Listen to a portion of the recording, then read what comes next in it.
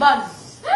So like for example of this, insertion is in this kind of process. What do you call that? If you say bus and buzz, what are they?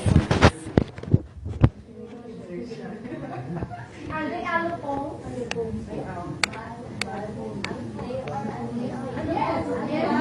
Yes.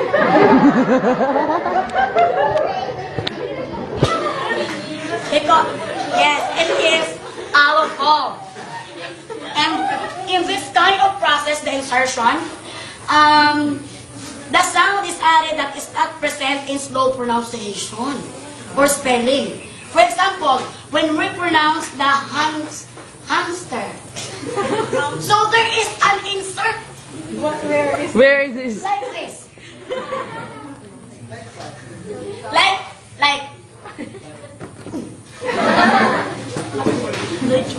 hamster.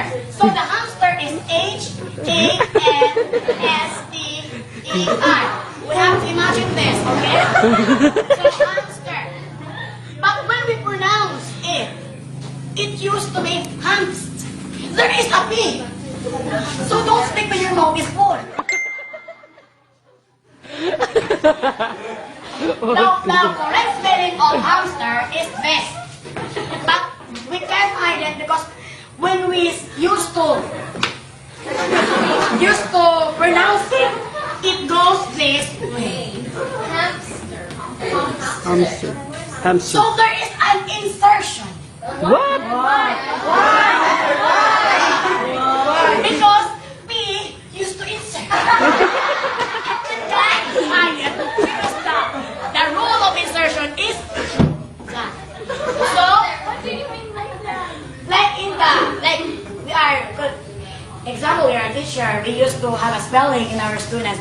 Okay, number one, hamster.